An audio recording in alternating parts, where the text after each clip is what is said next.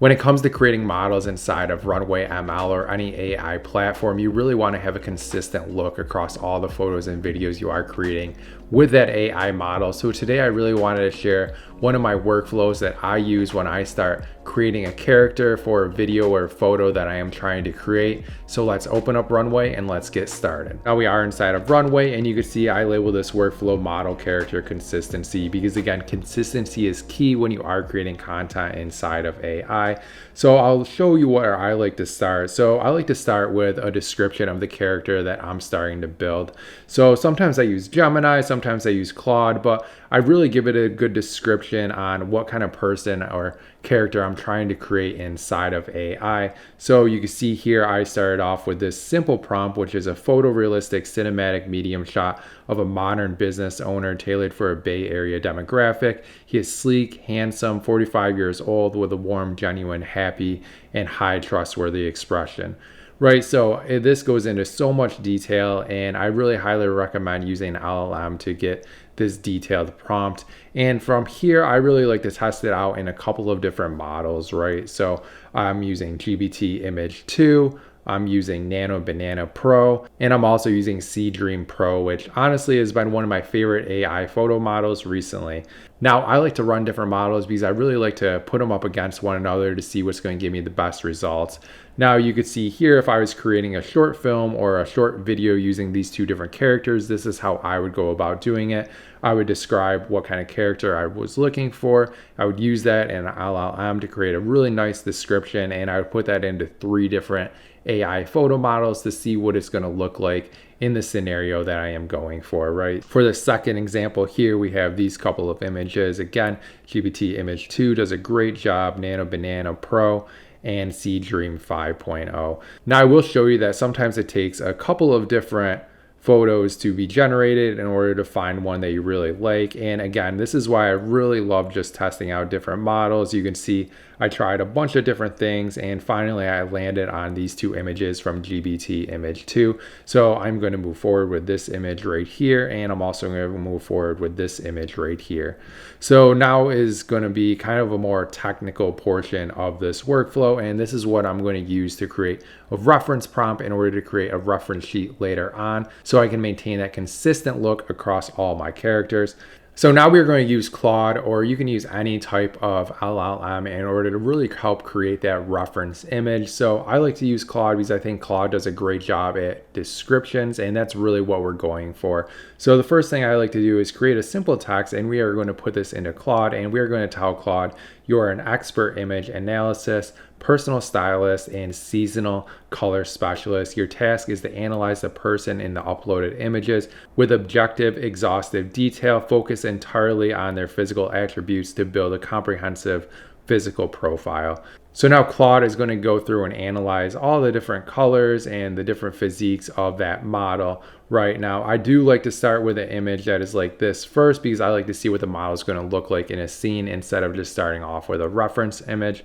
So Claude is going to go through, and you can see that Claude analyzed the different skin tones, the eye color, the hair color, the overall contrast, the body shape, shoulder line proportion, face shape, facial features, facial hair, hair texture. So Claude really is going to go through and do a great job at describing that AI model in a lot of detail. So this is where all the fun is going to start happening, and I love using LLMs for this portion of the workflow because it really can take a lot of detailed notes, and it's really going to help you produce that final product, which is going to be really polished. So the next thing I do is I take another text prompt, and I ask Claude to take this description of the person and create an image model prompt. The prompt should generate a reference image sheet showcasing the model in 4 views: front, back, side, and headshot. So then I am going to put this text into the text prompt of Claude, but then I am going to go back here and I'm going to grab this original Claude and I'm going to put it into a system prompt. That way Claude knows it can refer back to the original Claude output if it's looking for any additional details. So I'm going to add those in there, and now I'm going to run this here. So once I run it in Claude, you can see it gives me an image prompt. And this is going to be an image prompt that we will put into another AI source. So this one is just a professional character reference sheet, 4 views turnaround. single male subject shown in 4 consistent poses, and it's going to go through all the different poses. And again, it has all the description I need of that character. So again, I went through and I did this in GPT Image 2, SeeDream 5 Pro, and Nano Banana Pro, and I did this for both of my models, right? So these all look great, but you can see some of them did a little bit better job than others. So I actually moved forward with the GPT Image 2 for this one, just because I think it has the most detail going forward, and I'm really trying to give a really great detailed reference image into the video and photo models I'm going to use later on. And then again, I also use this one of GPT Image 2 because I think it did such a great job. So now that we have our reference images, we can start to build out our scenes with our characters. And again, because those reference images are so detailed, it's really going to maintain a consistent look off of everything that we build. So I just put in here a simple cinematic tracking shot of a person walking down a city street, captured in slow motion, shot on an Arri Alexa with Cook lenses, creating a shallow depth of field with a beautiful bokeh background. And then I have a couple of different scenes laid out, and you can see the video here that I was able to create.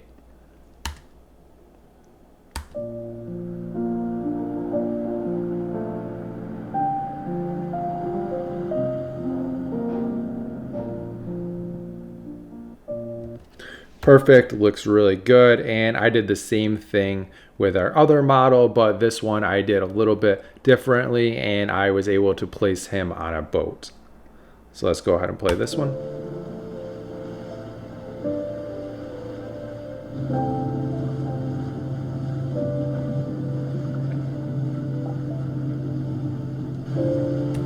Looks great, and you can see my model is staying consistent across all the different shots because we did give it an amazing reference image to work with. And then from here, you can create a whole lot of different scenes, right? So for the next one, I just created a couple photos just to demonstrate what it's like to work with a reference image once you created one for your AI model. So I just did cinematic photograph of a person walking down a city street, shot on a full frame camera with Cook lenses, creating a shallow depth of field 50mm. And you can see it did an excellent job here. And for this model, I was using SeeDream 5.0.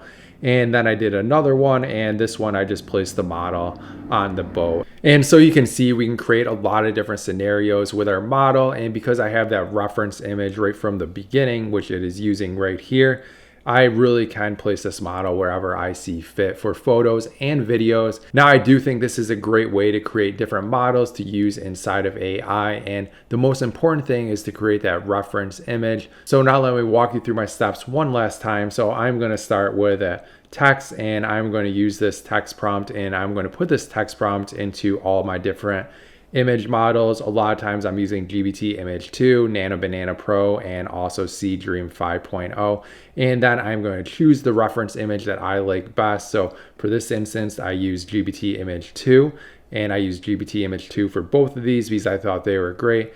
And then I'm going to take that image and I'm going to put it into a reference prompt. And to make a reference prompt, I am going to use Claude. By using my own prompt, I'm going to tell Claude it is an expert and really give me all the descriptions that I need. And then I'm going to take those descriptions and tell Claude again to use those same descriptions in order to create a prompt that I can use to create a reference sheet for that character. And then once again, I am going to put this through all the major models that I do use, and I'm going to move forward with the model that I think performed the best. And then I could take that reference image and I could put it into Seedance, I could put it into SeeDream, I could put it into Nano Banana, and I can use it across all the different major photo and video AI models. And I know I'm going to get a consistent look for all the models that I am creating inside of Runway ML. Awesome, so that's going to do it for today, guys. If you have any questions about character consistency when it comes to creating a model inside of Runway ML, especially on the workflow end, please ask me in the comment section below. I'd love to continue this conversation down there.